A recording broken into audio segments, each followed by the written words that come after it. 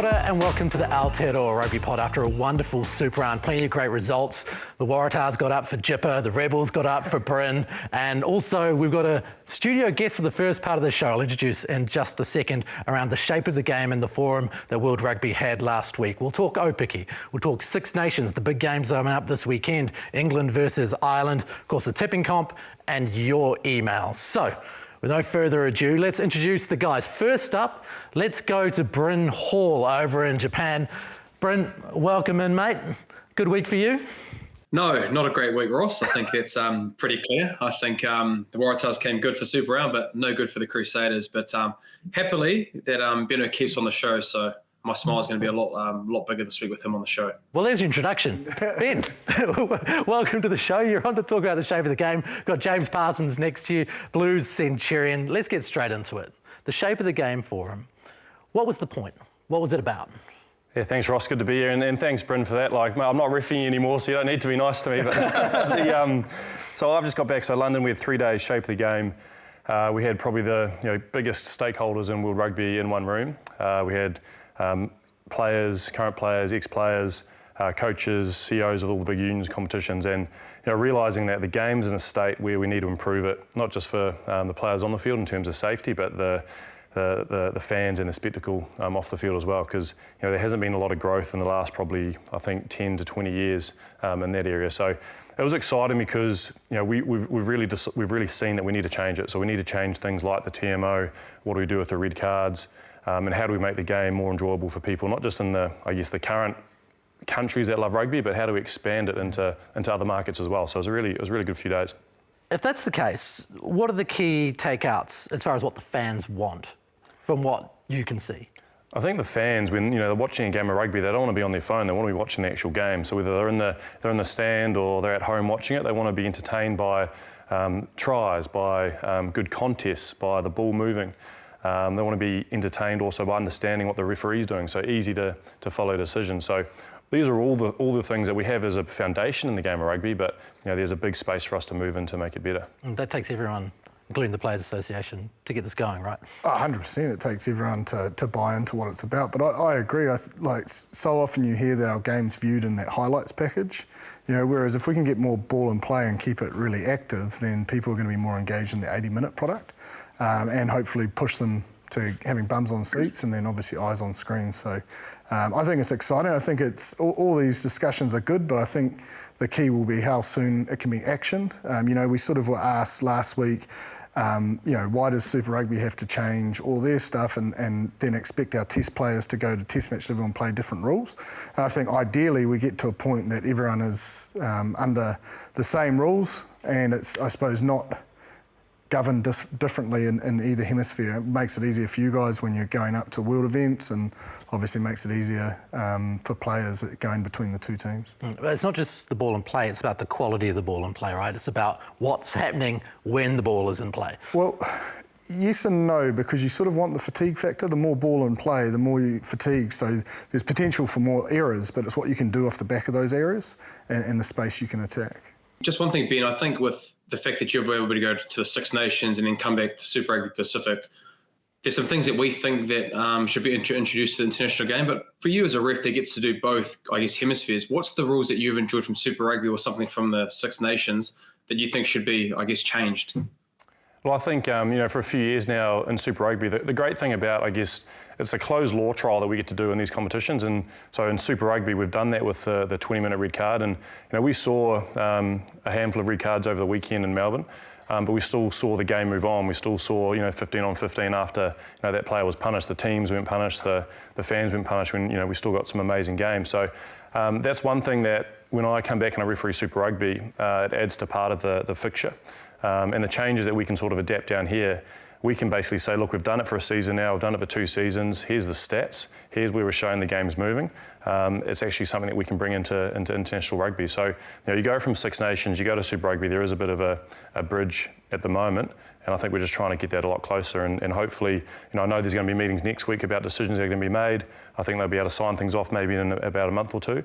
And hopefully in July, maybe in the Autumn International, certainly before next year, we can start seeing those changes on the world stage. That's interesting. Steve Hansen came out and said, oh, this is all very wishy-washy, but really you've got to have a conversation in order to make the decisions in the first place, right? You can't just make a decision the first day that you meet. Yeah, exactly, and you've got to have the right people there to make the conversation. Oh, it was amazing after day one, we talked about, okay, what can change. Day two, we actually put in a structure of how to change it. And then day three, with some of the people in our room, Mark Robinson, our CEO, was there. He was really, really firm on what he wanted to change in the game. And I thought he sort of led a bit of a charge around that. And that was quite good to see. So I think there's been a commitment to be able to make those changes in those meetings to sign them off over the next few weeks. So I'm hoping we get a few green lights on a few things. Interesting thing about that, Jipper, is that I feel like in the past, the Northern Hemisphere and the Southern Hemisphere haven't necessarily been on the same page around all this stuff, but it sounds like that's changing. Sounds like it, yeah, because, I mean, if you use the 20-minute red card, they were heavily against it as players and, I suppose, the management side of the game. So, yeah, there normally is a wide gap, but I do think it is closing. The one that's always going to get probably stirred up between the two is, how, I suppose, a collapsed scrum, how many can we have? Because there's ideas of having one collapse and then you go to a free kick, but you can't go back to a scrum. Obviously rolling maul, once it stops once, you've got to use it. And those sorts of things, let's just say, would have an adverse reaction to a lot of people up in the north, because that's what a lot of their game's based around. And for them, that's what they enjoy. So we've got to be balanced in our approach as well, because we're all speed, but that suits our game and our style of play. But front rowers do love to scrum for penalties, and plenty of Kiwi front rowers love to do it too. Yeah, but I must admit, you don't want to have, like, it is frustrating even as a player. If you have two collapses, like we used to have punishments at training, that if we collapse scrums, you'd be doing a fitness punishment at the end, because it just slows everything. Like it's annoying for players as well. Like it actually gets quite frustrating. While we're talking about that red card, I know, Bryn, you'd go on about this red card and how good it is. What did you make of the fact that Geordie Barrett went off for 20 minutes, then come extra time, they were even at 15 aside? Because if it hadn't gone to extra time, you wouldn't have seen that extra person come back. I don't think I'd seen that before.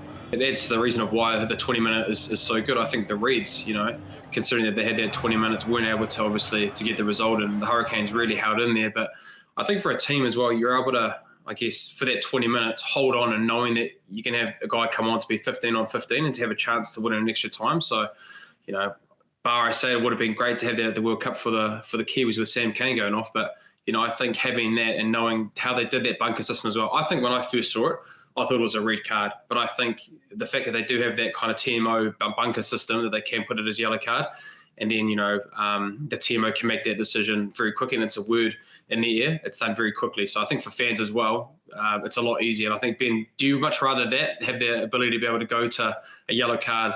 Because if you were to, just a question, I guess, in that game, if you saw that live, did you think there would be a red card? But the fact you have that yellow card and then the bunker can do that for you takes a bit of pressure off you as well? Yeah, I'm such a massive fan of the bunker. And it's not really just to take the pressure off me. I've been in situations where, you have to give those big decisions in a game. The issue is that when you're giving a decision that's really important for the game, which a red card is, which might mean 20 minutes, it's still a full red card, a full game if you give it immediately. So if you don't use the bunker in Super Rugby, so that's a little bit of a side law there. But I think that if I was going to give that as a red card, even if I wasn't using the bunker, it would take me about 7, 8, 9, 10 replays, okay, to be able to make that decision, to be sure. And the point of the game and the point of the bunker is to be able to speed it up. So, the referee on that day was able to see 2 replays. Yep, it's a yellow card. It meets, it's foul play that meets that yellow card threshold. And we're going to, the game's going to continue while they then go through the detail of all those extra replays to see if it should be a red card. So that's the benefit of it. It just speeds the game up. I think that's a key point, though, just that other rule, because a lot of people with this 20-minute red card, not to get stuck on this, but will be like, it's not enough punishment, but refs have the ability in the moment to give a red card, which takes them out for the game if it's like a thuggish act. And I think that's a big part of, we can't just go to the 20-minute because we don't want to obviously not be able to punish those players that may be, doing things purposeful. And I think that's a big question in the north. They still want to make sure that the player is getting punished. And the argument for that is that we still believe that player still is going to be punished, but the game's not going to be punished. They're going to be punished off field, whether the sanction is a longer time or maybe there's a monetary fine as well. So I think you're right. It's a stepwise process to be able to get to that point. So when you look at the way the referees approach this forum, is that what you're giving feedback on? Is it the way that the rules are actioned? Or are you also stepping into other areas? Because, you know, everyone's got good ideas on the flow of the game. Were you given specific areas to go in, or was it an open slather to say, well, this is what we think? Yeah, they were just basically told from our Match Officials Association, UMO, like, what do you guys think the game should, how should it change? And the great thing for us is that we basically say to the players, the coaches, everyone in rugby, tell us what you want, we can implement it. We can do whatever you want in terms of how you want us to referee the game, but we'll also let you know what that might look like. The big things for us around it were, you know, we want to be able to try and speed the game up as much as we can, but we also realise that the TMO protocol at the moment, there's a few little bits in there that we need to try and fix. We believe that it's important that, you know, TMO can make a live call, you know, just for an obvious forward pass, an obvious knock on, just like an AR. So that we don't then, you know, we play on and we have a try and we have to do a review. So again, we're trying to, you know, speed up the game as much as we can. So that was a big one, you know, trying to remove the caterpillar ruck, things like that. But, you know, we need to work with players and coaches to be able to do that too. So it's quite collaborative. From a referee's point of view, let's say we take the caterpillar. What are the issues for you with that particular thing that became so prevalent in the way that the Springboks, I suppose, were very strong, getting good field position, putting on pressure, using that? I think it just slows the game down in terms of, you know, if they build a 4, 5, 6 person caterpillar ruck, you know, that's probably, you know, 20 seconds that you know has gone to a box kick, and it's pretty hard to be able to defend that when you're that far away, when you're on the defensive line. So for us, but then we realise and we tell everyone, well, actually, it's just current law to say use it within 5 seconds. So we just need to be a bit more stricter in that, and you know, that's something that we can take away from the meeting. I think that's something you do really well, and not to blow smoke up your backside, but with the line out and scrums, you constantly can hear you say, no, let's go. I think if that could be consistently applied, because I think at the beginning of last season, that was really good early. I think that I still recommend people watch that Chiefs Crusaders game that you did down in Christchurch. I just thought that was the best game ever because it was just pushed. And I think if we can get that sort of consistent application, it's just, I don't know, it just seems like it goes so much quicker. Yeah. I've got a meeting with the boys tomorrow, so I'll let them know. Big tick from ARP. So when you look at those conversations that go on, you know, what's your approach to the running dialogue? Because I know you see some fans go, geez, all I hear is the ref talking, and other people go, well, that's great. It allows the game to flow. What's the balance there? So I think there's two types of running dialogue in a game. There's the running dialogue that is between the assistant referees and the TMO, and you need that. Like, the game needs to be refereed by all 4 of us now. It's really hard to just do it by myself. So I like my TMO talking to me during the game. I like my assistant referees talking to me about space during the game as well. I might see something, I might be obstructed. Have you guys seen that knock on? They'll then feedback the information too.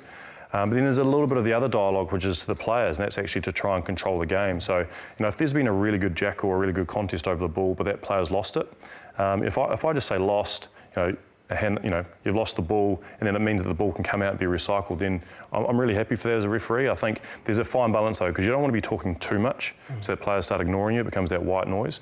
But you want to be able to talk enough so that, you know, players that win the ball should win the ball, you have a good contest, and you can keep the game moving. And the feedback you get from the players on that, what do they say to you? Is it good? I think it's good, but also I think the development you guys have done by going into the super squads is actually grown both players and refs' understanding of each other. I think it's something that, you know, hopefully other nations can do, because you learn so much that it means there's less stoppages, there's less infringements on the weekend, because you've got someone who knows how they're going to be interpreted, and also seeing your training habits and going, well, don't train that, because, you know, that's probably going to lead to a penalty. And so it's been good for coaches, players, and I think, like you say, you don't want to get into a position of coaching players in games, but you've got to let them know what you're thinking and seeing. Were you refereeing Johnny Sexton at one time and he said you can't coach the players? Was that you, Ben, or was it another ref? No, that came out of the Ireland-South Africa game at the World Cup in the pool game. Yeah, so he sort of challenged me on that, and I was like, yeah, that's a good point, but look, I'm still going to tell you what I'm thinking just to help the game. It might be you, it might be, you know, it might benefit Ireland, it might benefit South Africa. But you're right, it's that, you know, we're just working through, okay, you don't want to do it too much, you know, you want it to actually, you know, be quiet enough on the field that the fans aren't hearing you all the time either too. Johnny always had something to say, eh? He did.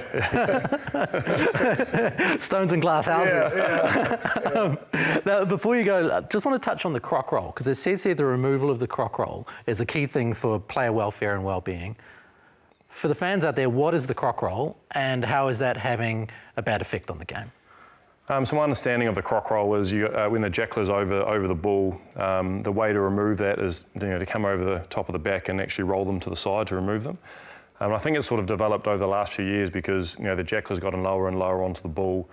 We've created these head contact protocols where you can't hit the head, so you've got to sort of come from the side. So a player over the ball who's low is really hard to move. But then over the last few years, in the Premiership, even in some international games, we've had some horrific injuries where the player's been moved to the side and the weight of the body's fallen on that limb or that joint and has caused a really horrific injury. So I know the Players Association at this meeting, they really wanted to get rid of the Croc Roll for that. Whilst the incidence of the injury doesn't happen every time a Croc Roll happens, but it's career ending, like players actually leave the field and they don't really return after that because of the injuries that they have their knee. So that's something that they wanted to bring in quite quickly. Again, as referees, it's one of those ones where we'd be able to referee it, but also if it's coached out of the game, it'll make it a lot easier as well. So I think that's something that could be an easy low-hanging fruit for coaches to be able to take out of the game. But then and this is the issue with these meetings, is that you've got to work out, okay, if you make a change here, what is it going to mean elsewhere? And you have all these other fall-off effects that can happen when you change one rule. So that's what we have to be careful about. A good example of that is the 50-20. We had an email through from PLC266 on YouTube, called it a dumb rule, but I don't think that's the case, Jim. No, look, I personally think it's been the best rule to be brought in, and I also think it should go a step further and you should be allowed to pass the ball back over the 50 to get a 50-22, purely because the rule allows you to manipulate defence, and defence are going to give you the pictures from an attacking point of view how to, sort of put yourself in the position and take advantage of wherever the space is.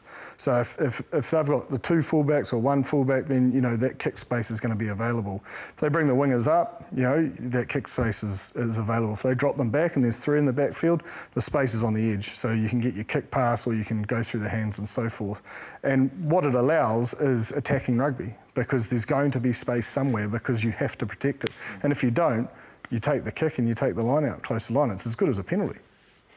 From a referee's point of view, when you see those changes, how much does it change what you do as far as where you're looking and where your touches are looking? Yeah, it changes our role clarity. So I remember when the 50-22 came in, it was quite hard for us because we only really had to know if a player was inside the 22 or not, if the kick went down the full. But now we brought in this other rule where, in the middle of the field, we've got a lot of dynamic tackles, rucks happening, a lot of contests, so we're really focused on that. But now we've got to throw in whether the ball's been taken back, whether it's been a tackle, whether it's been touched by the opposition, and then if it goes out inside the 22. So we had to just workshop it. We developed a bit of communication around it where, I'd call 22s on, as the referee, and then the assistant referee would, obviously if it goes inside the 22, would know that it's to the same team. And if all else failed, we actually had the TMO coming in to help us, with a quick rewind. So it's easy for us now, and I agree with James. Like it's a great law because we've been able to see a lot more attacking rugby because of it. Awesome. Well, thank you very much for joining us. You've got to head off and go to a meeting, but we thank you for coming in and giving us a bit of a lowdown on how things went with the shape of the game. Pleasure, absolute pleasure. Thanks.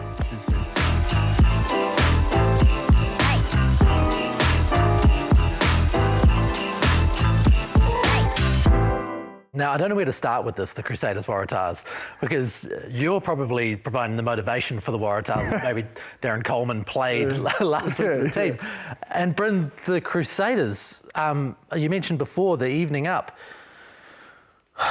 Let's start with you, Bryn. What's going on with the Crusaders? Is this just an evolution? It's going to take them time? Because they don't have much more time. They've got a tough draw. They've got to start getting it right.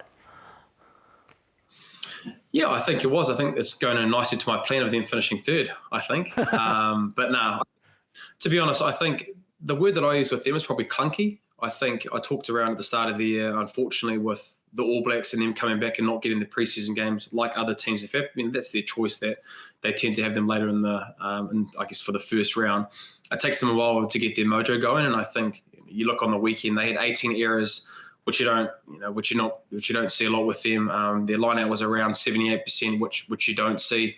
And then also the steal and turnovers of the Waratahs to be able to get at the breakdown was 10. So, they weren't able to build that momentum and have the rhythm throughout the game. So I think the last 2 weeks they've had moments where they've had patches that have been really good, but then they've had moments where it's been pretty horrific. So I think, going to to the Drua is going to be a really tough game. I think if you look at the start of the year, they might have been wanting to give guys opportunities, but I think being 0-2 and knowing how hard it is to win in Fiji, I guess a conversation might have to happen around sending your full strength team or pretty close to it. And then I think, playing the top 23 for the next 3 to 4 rounds going into the bye with the 0-2 start. What did you make of them? Well, I always believe in the adage, defence wins championships, and I think the Tars' defensive pressure, and just to jump off the back of the breakdown, I thought they won the breakdown in particular defensively because they slowed the ball down and it allowed them time to get set and put that, because if you look at their try as a charge down, that's through slow ball, allowed him to get up and get in that kicking space. An intercept from Gordon, although he is a freak. We even asked him that question, does he plan it? But again, defensive pressure on the inside. And so a lot of their points came off the back of the work they did in defence. And I think you can build a season around that. They'll get a hell of a lot of confidence. And obviously big fans of the pod because I've just said, get out of here, Parsons, you don't know anything. So I'm actually really happy for Coleman because he's a great bloke and a really good man. And he was probably looking down the barrel if they didn't pull this off. And look, he'll need a couple more good weeks, but from those signs and the ticker they showed on defence, they can be really confident. I do think though, to look at the Crusaders, and this is very rare, Bryn, the amount of rugby they played in their half, 30% of their rucks were in their half. And compared to if you use the Chiefs, who were probably the best team on the weekend, I think in their own half, they total 12%. The amount of errors they had, those 18 errors, I do think that's increased purely because they played more rugby. So I think they've got to go back to what their DNA is, and it's not playing in their half, it's around that sort of contestable kick game, maybe using your 50-22s and so forth, and really letting the opposition, they almost strangle you to make the errors versus them making the errors. Yeah, and I think just lastly in there, I think, they had 6 kicks in that first half, which, they obviously had a game plan around holding the ball and wanting to be able to build phases to put the Waratahs under pressure. But, you look at, I think, probably the pinnacle of the two teams in the Super Rugby Pacific is probably the Chiefs and the Blues in terms of their kicking.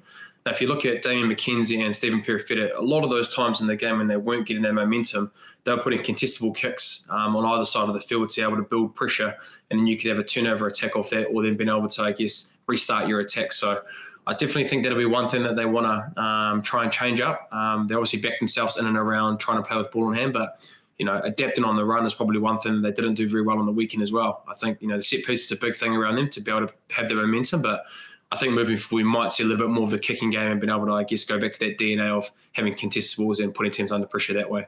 They are normally the standard as well, Bryn, of when they go in the 22, they come away with points. And 10 visits, 4 tries, it's very un-Crusader-like. If you give the Crusaders 10 entries into your 22, you probably 8 out of 10, wouldn't you think, Bryn, normally? 70% would be your kind of minimum around scoring points, whether that's a try or penalties. So, like I said, it's the 18 errors and the breakdown area. The Waratahs definitely won, having 10 turnovers. So, I think we'll see a bit of an improvement around that breakdown area, being a little bit more ruthless and, I guess, possibly a leaner menu and just making it real simple for younger guys that are in that squad that haven't played probably to the continuity of some other clubs at the moment. So, I'll probably see a big shift in terms of the breakdown area for the Crusaders against the Fijian Drua this week. And this might feel a little bit premature, but we've had an email come through from Chris MTO, and he's talking about Rob Penny. Email us on Aotearoa Rugby Pod at sky.co.nz. He talks about his, probably lack of winning records with Munster, the Shining Arcs and the Waratahs, and just questioning whether he's the right man for this job. Is it a little bit premature to start going down that alley after 2 weeks? I believe so, because he had a pretty successful record with Canterbury that led to those opportunities with those teams. And you've also got to acknowledge there's been a lot of change. A lot of change in the coaching group, but a lot of change in the playing group. So there's players that are used to hearing from the Whitelocks and co, actually having to step into those shoes and run the cutter. And do not underestimate the whole Richie Leaves. Like he is the Crusaders. Like he is the man. He's the guy that everyone turned to for the last 6 years when the pressure was on to lead them out of it. I think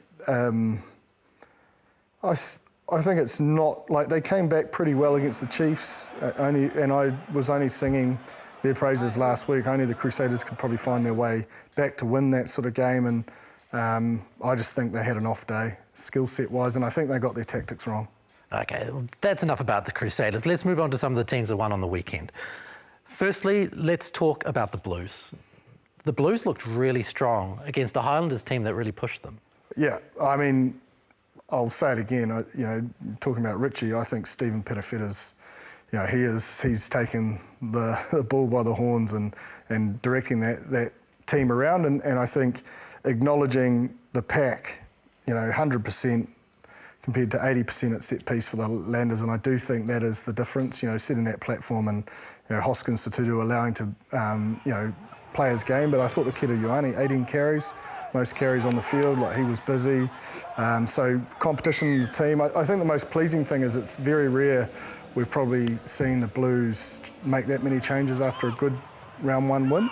And it can be a double-edged sword, but it shows that the wider squad, it shows to the whole squad early on, if you train well, you will get an opportunity to play, and then, with that competitive edge through the week makes them better.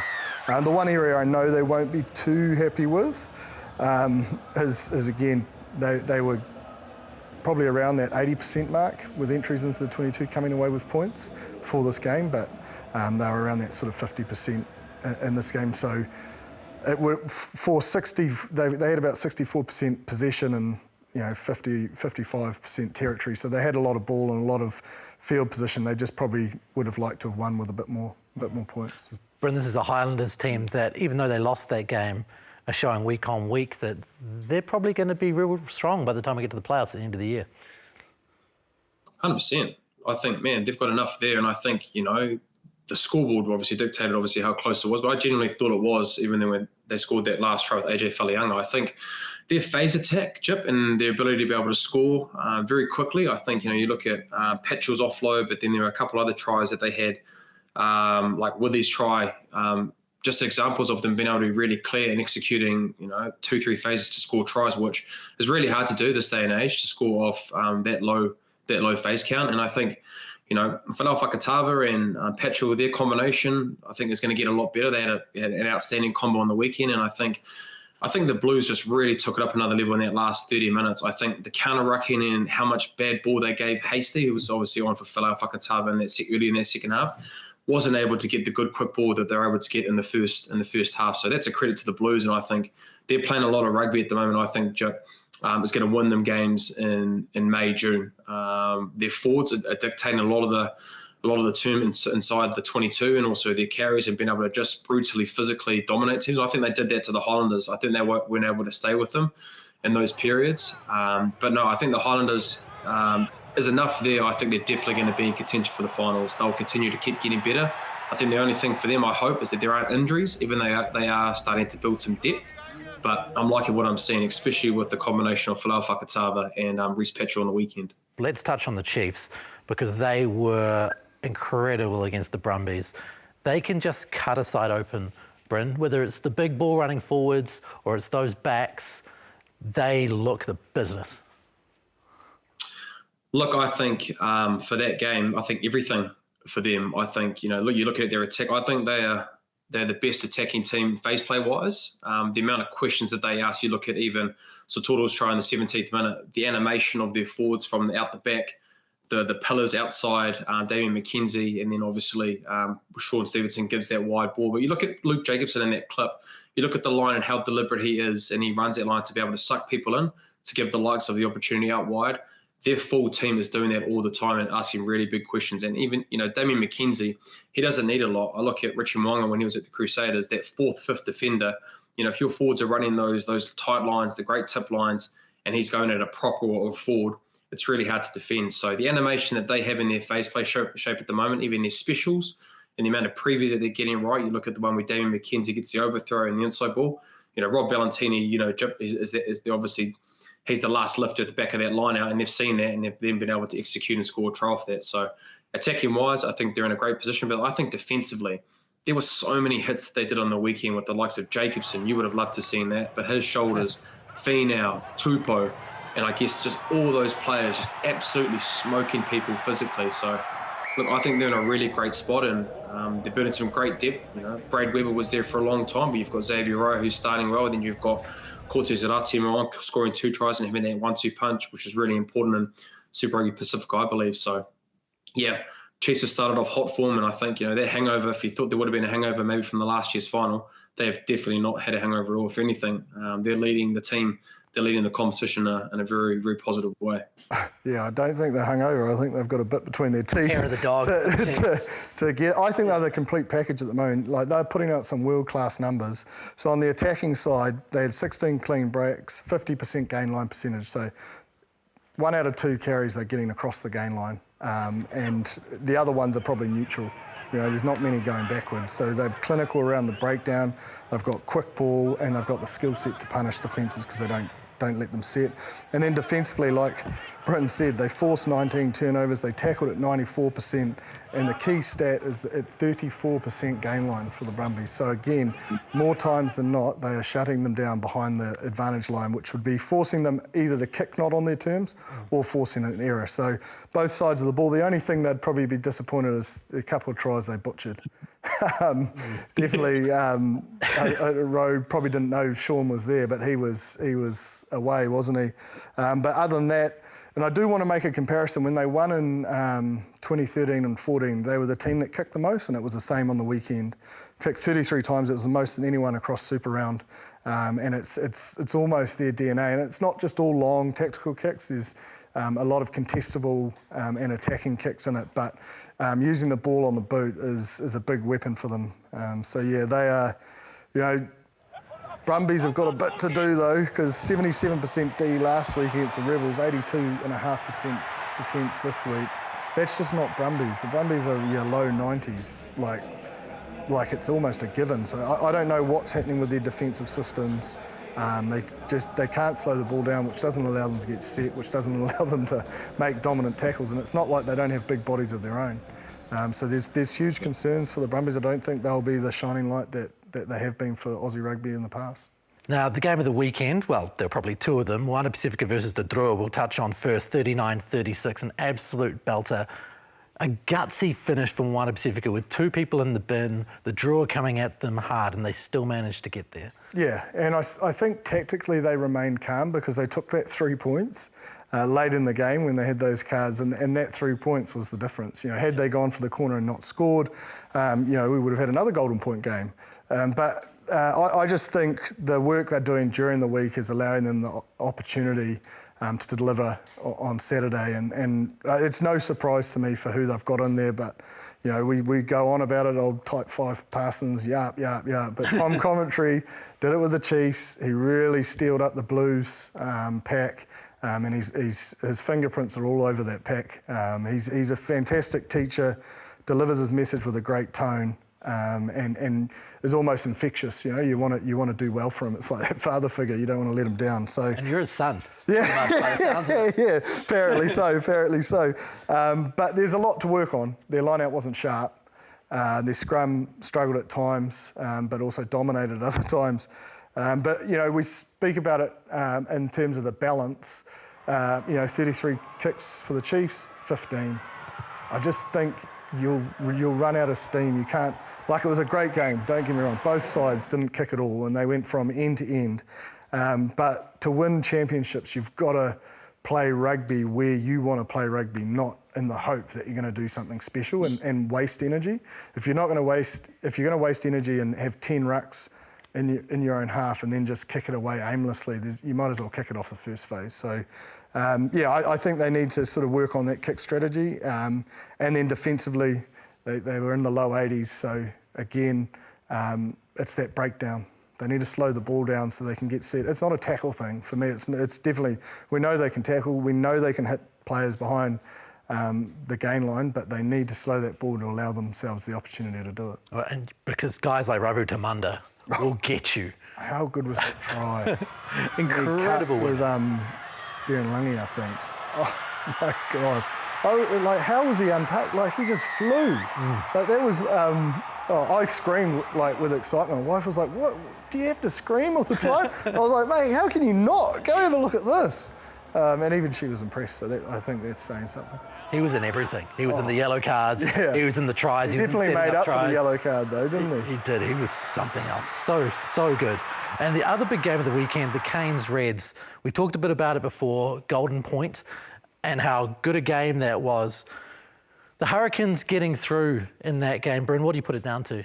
Geez, just a bit of grit and resilience, I think. I think the Reds, really came up to play for that game. I think their forward pack, especially inside the 22 and their line out more, were able to put the Hurricanes under a lot of pressure, especially in the early part of that game. And then I think after that red card, the game was definitely in the balance. And I think the ability of, that Cam Roygaard try to be able to tie it all up. And then I think for that last 10 minutes, the Reds had the opportunities. I look at the 71st minute, the no knock-on by Rabai, and there was a huge moment. And then I think Ruben Love diving on that ball and showing some effort around being able to try and stop that try was massive. And I think Tossi had two big, massive plays. I think, the steal that he had to be able to put them in a position to then go down to the corner and then score that try, I think, to show the composure with a lot of young guys coming on in that extra time period to get the job done. It just showed a lot of grit and resilience. There'll be a lot of review from that. They could have done better, but I guess to be able to be in that position, a red card, find solutions and to get the job done, where I think the Reds probably let that one go away with those two opportunities in the 71st and 75th minute. Discipline for me. I reckon the Hurricanes are the real deal. They've got the squad, they've got the maturity. 14 penalties and they couldn't stop a driving maul. If you're going to give teams that many entries into your 22, you're going to have to steel up that defence. Because that's the only difference I felt. That's the only area the Reds won, was that driving maul. That's how they got the bulk of their points off the back of ill discipline. So, the Hurricanes, 91% defence. They put the Reds under immense pressure. They got nearly 55% game line. So again, it's all there. The stats are all there, but that 14 penalty count and that inability to stop a driving maul will be their two focuses, I believe. Because I just don't think the Reds would have been in the game had they not given away that many penalties. I know that sounds harsh, and it was, but the Reds did tackle at 82%. You're not going to be a force. Their forward pack is a real weapon, don't get me wrong, but they somehow need to ignite their attack out wide. They can't just rely on Paisami to just crash it over the game line and maybe, Jordan Petaia, doing a freakish. They need some real phase play threats. Les Kiss is like a league coach, so he'll have the ability to sort of train into them that sort of running lines and out the back plays and so forth. But if they don't get any bodies in motion that challenges defences, I don't see the Reds. They'll at this rate potentially make the 8, but I don't think they'll push for a semi or a final. We'll come back through to Super Rugby in a moment when we do our tipping. Have a look at our tipping comp towards the end of the show, but let's go to the Six Nations for now. Big weekend. England versus Ireland, obviously the big one. Italy versus Scotland and Wales versus France. This Ireland-England game is an absolute ripper.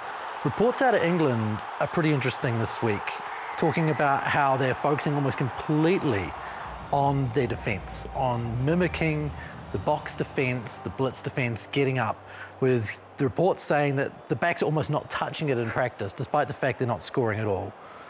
They do have Marcus Smith back this week, which probably should help their attack.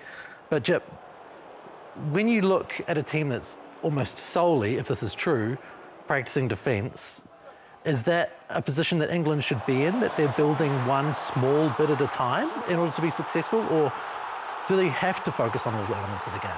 I definitely think you have to focus on all elements. You'd hope there are some key pillars there that you don't have to labour the point too much, because they are at the highest point of the game. What I would say that concerns me, if backs aren't touching the ball, then their blitz D isn't working, because the whole reason you do blitz D is to force errors to then attack off. So maybe they should play a few more phases if they are forcing those errors. But I agree, like blitz D, you've got to train a lot.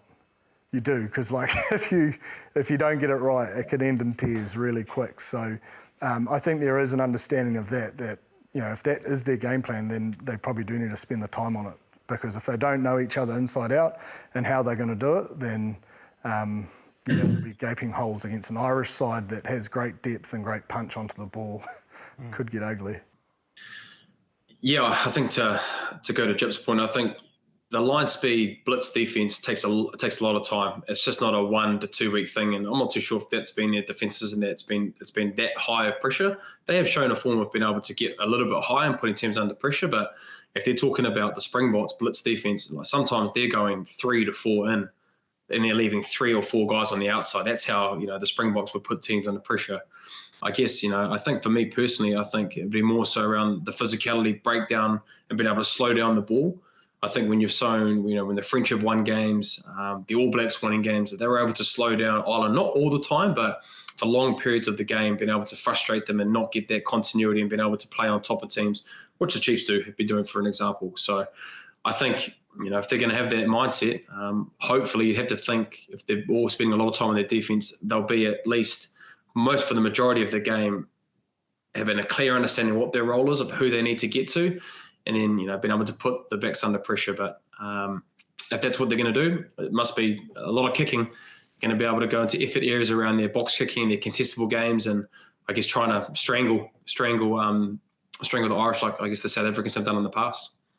Sometimes less is better as well. Like their attack just has had no mojo all season. So maybe doing less of it might, make the back three hungry to get involved and prove a point. Like in a weird way, it might work for them. And Marcus Smith potentially coming back would be extremely helpful for that, because he is their natural attacker, isn't he? And with him in the 10 jersey as opposed to 15.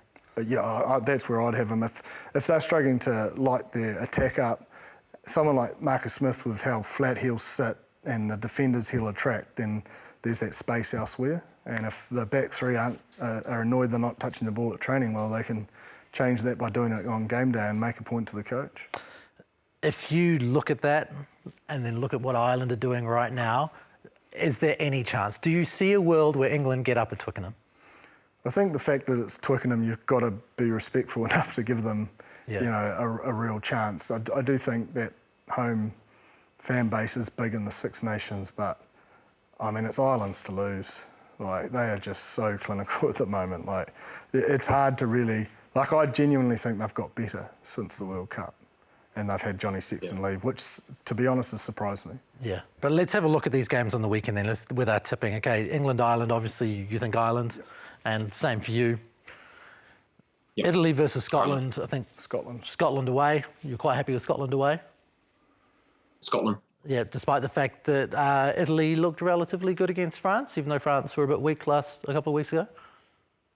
No, I just think with what's on the line for Scotland, and I think they've shown in the last couple of years the games that they should win. Against an Italy or Wales, they've been able to do that. So I don't see that changing. I think they get a win, and hopefully with a bonus point, and then gives them opportunity to go for the Six Nations in that following week against Ireland.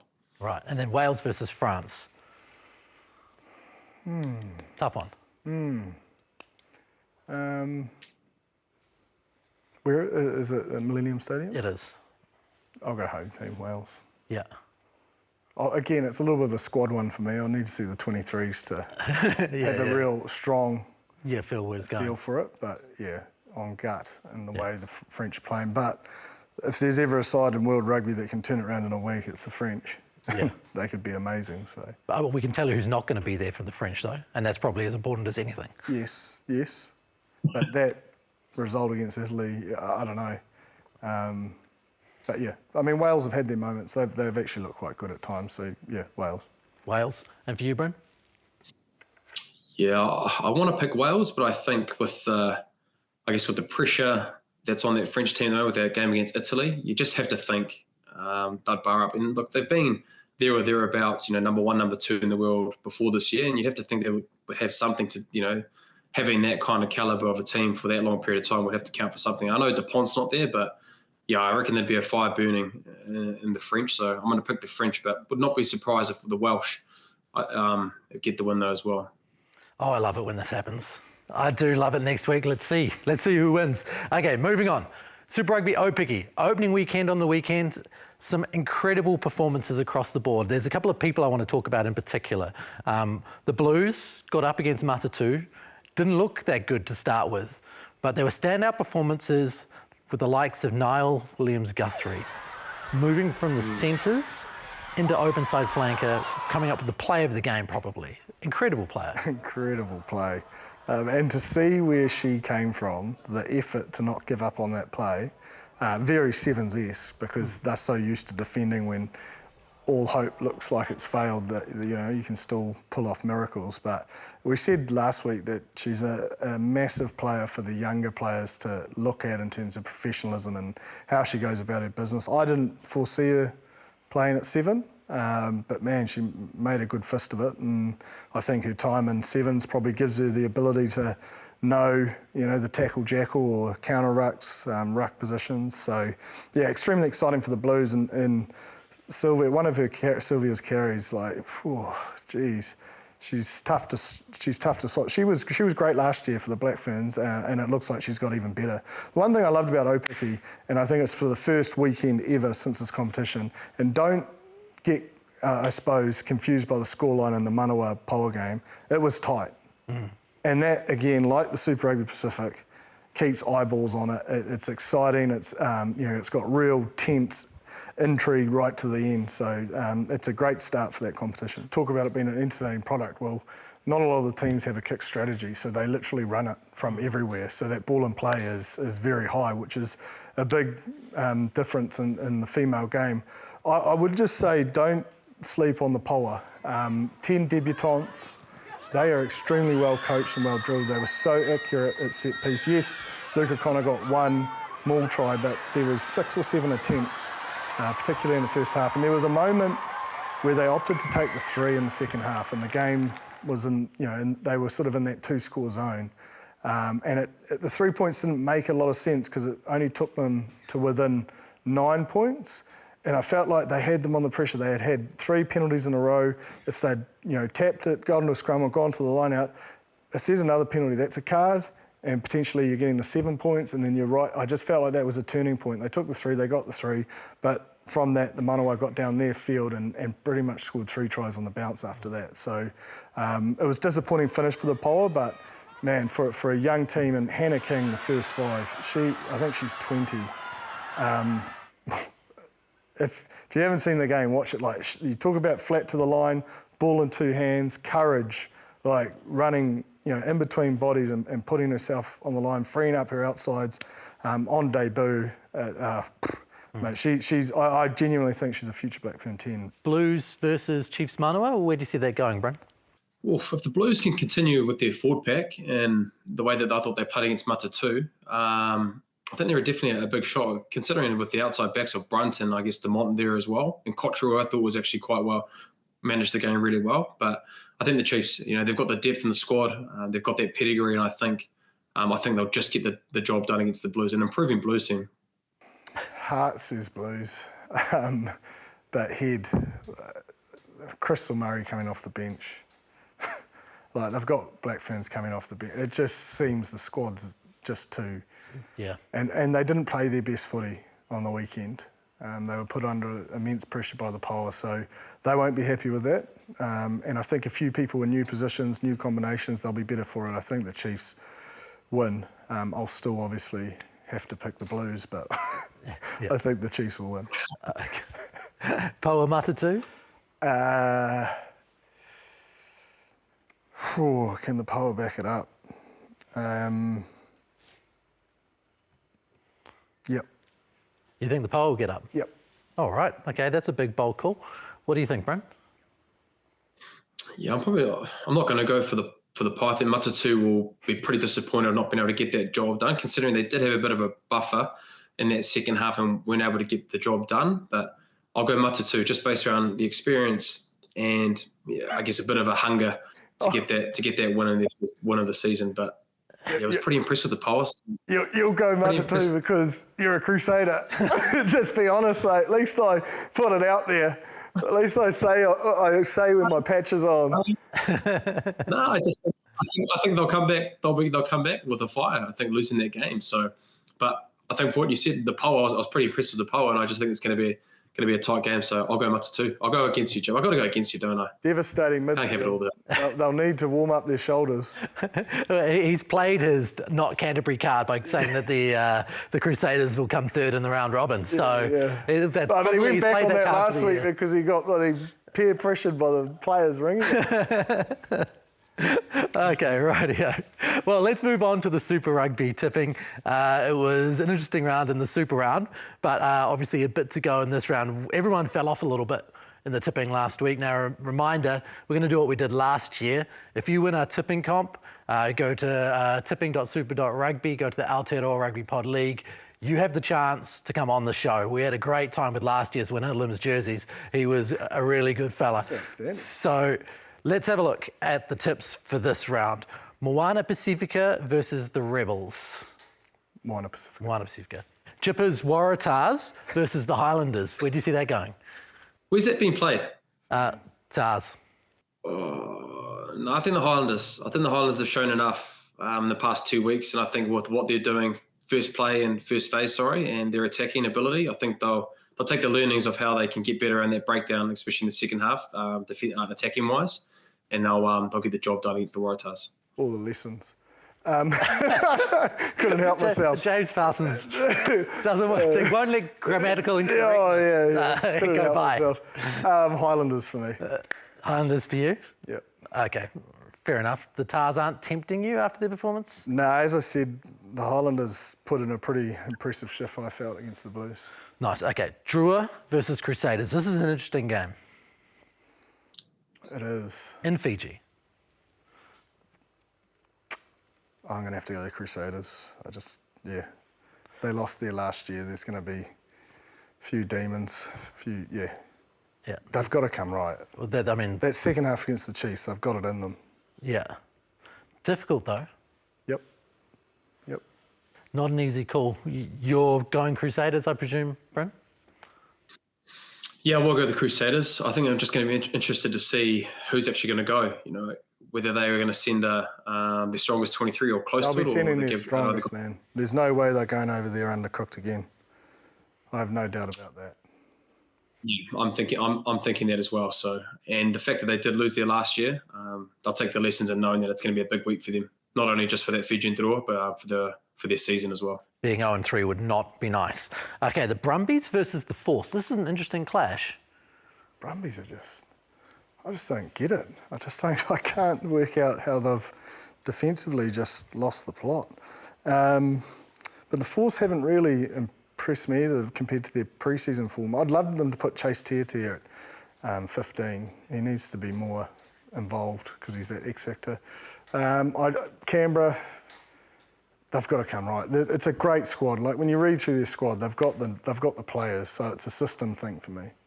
If you're going on form right now, Bryn, Brumbies Force could be a battle at the end of the year for the wooden spoon, which seems crazy. I think possibly, maybe for the Force. I agree with Joe. I just think the Brumbies have got to come right. Pretty similar to the Crusaders, you almost wanted them to get it right, and I think this week they'll get it done. In Canberra, just hearing Lonergan after his match interview, he didn't seem too happy. So I think there'll be a bit of tough love in that week. So I'm going to go the Brumbies to get it done. But they're not playing the greatest rugby at the moment, but they've got to come good. Pretty similar to the Crusaders, you'd have to think. This is the tip I've been looking forward to. Canes versus Blues in Wellington. Blues. 100%. Yep. I think Geordie Barrett probably won't be there after the judiciary. Yeah, definitely. I think that's a big hole. Mind you, I thought Riley Higgins was pretty sharp off the bench. Nice little offload that nearly won it for them in regulation time. But look, you've got to acknowledge the Blues and where they're at. They are clinical in the facets, and statistically it stacks up. They'll probably want to take their opportunities more than they did against Highlanders. I think they'll get the job done. Bryn? Yeah, I think with how the Blues forwards are playing, I think that's an area they'll be licking their lips. I think the more around how much the Reds put them under pressure, they'll be thinking around how they can execute that under pressure. And then I think also just how their forwards are playing in general. They're just beating teams up and they're able to win contact areas, especially in the 22 area. They are just very clinical in there, even though they have made some mistakes, but they are very physical around that breakdown area. And I think the the game management, I think, with Stevie P and how they're playing the game when they haven't got momentum, they're able to win through their kicking game as well. So, yeah, I think it'll be a step too far for the Canes. Cool. What about the Chiefs? Do you think they'll get it done in Brisbane? Yep, they will continue. They will continue their dominance against the Reds this week. Yeah, without a doubt. Yeah, good-looking team. They're just, as I said, complete package at the moment. Yeah, looking good. Luke Jacobson's looking good. And Nano Saturo's looking good. David McKenzie's looking good. I think he's the key, though. If they lose him, they do lose a bit. Like I thought Josh Ioane played really well and all the minutes he's had. But it seems to be, he's like the Richie Mo'unga for them by the looks. Yeah. Well, that's another Aotearoa Rugby Pod for the week. Jipper, thanks again, mate. And Bryn, appreciate your time, as always. Thanks, boys. Always a pleasure, never. We will see you next week. Please send us an email, aotearoarugbypod@sky.co.nz. Get into the comments section on YouTube. Get in touch with us. Get into the tipping competition and join our league. Appreciate you watching, listening, whether you're doing it on RugbyPass, on Sky Sport, or you're looking at the audio pod. We appreciate you coming into this and enjoying Aotearoa Rugby Pod with us. Catch you next week. Mā te wā.